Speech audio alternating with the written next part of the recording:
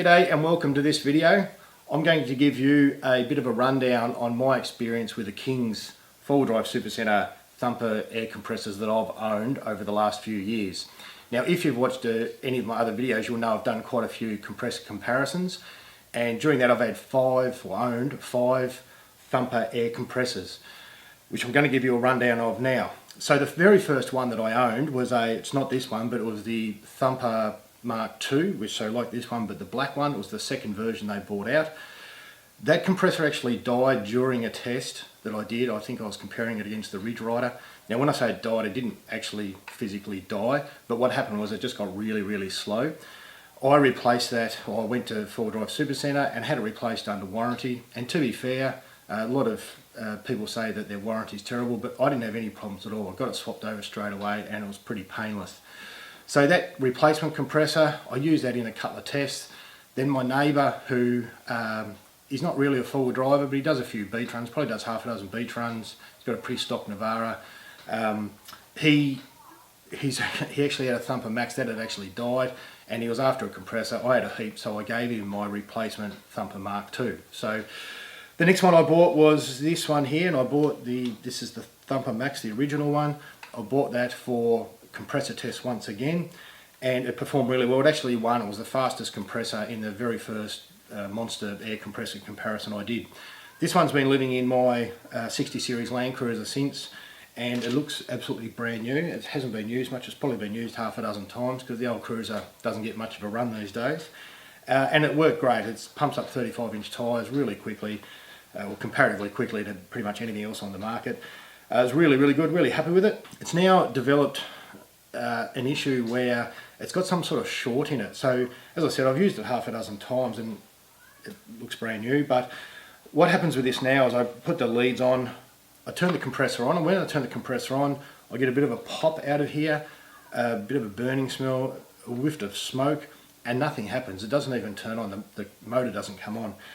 If I then go to take a lead off the battery while it's switched on, I get sparks. So there's some sort of short in there. It's cactus, it's gone. It's well out of the warranty period, so I can't return it.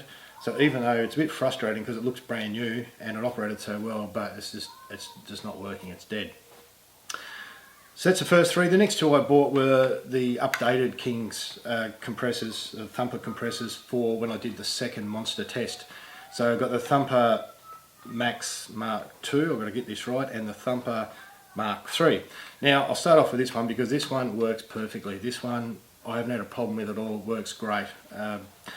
I do quite a few training courses throughout the year, and I use these compressors, and I've got a couple of other different brands as well, and just for newcomers to four-wheel driving to use these, they practice on these compressors, pump their tyres up, let them down, pump them up again, and it works faultlessly. It's not a problem at all. This one here is dead. You might notice it's missing its base plate. I actually mounted this permanently in the rear under tray toolbox in the Ranger, and it worked fantastically well. I ran a cable from the battery down to the back, put a big 120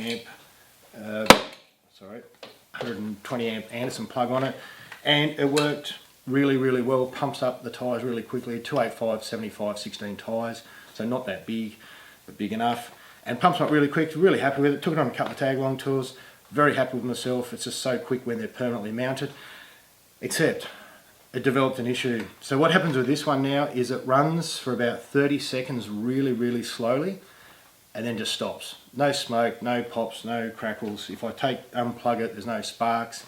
If I turn it off and turn it back on, it'll do the same thing. It'll run for 30 seconds very slowly and then just stop. So of all the 5 compressors, Thumper compressors I've owned, I've now had 3 that have died. This one's still going. My mate who had the original version of this, his is still going, but the other 3 have died, which is pretty disappointing. I know they're cheap, and that's why they sell so many. I wouldn't buy one of these again, and I know there's going to be people watching this video who are going to say, look, I've owned mine for 6 years and I pump up 10 35-inch tyres in a row and it performs faultlessly and it's quicker than, you know, my mate's ARB.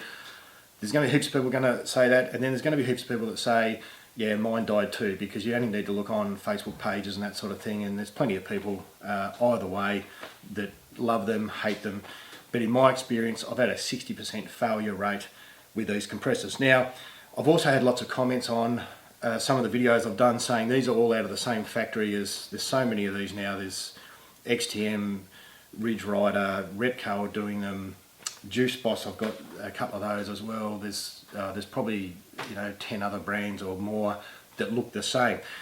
And I get a lot of people saying, oh, they come out of the same factory, they just put different paint on them. Now that may well be true, and I've said this in a previous video as well, but I find it hard to believe that with the size of China's manufacturing, all the manufacturers in China, there's only one that makes compressors, and then they just paint them a different colour.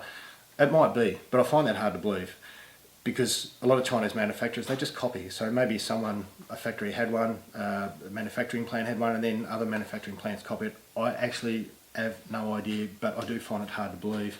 I have stripped these down, and some have different threads and that sort of thing too. So, but the bottom line is, of all the others that I've had that look like these, and I've got XTM, I've got Ridge Rider, Juice Boss, and I think that's all, they're all still going.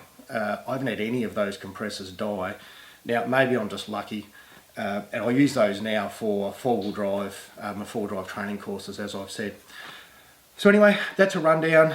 This is probably going to upset a few people, and that's just the way it is, but I just really wanted to give my impressions or my experience on owning Thumper air compressors, and my experience is a 60% failure rate. Thanks very much for watching. Like, subscribe, all that sort of stuff, and see you in the next video.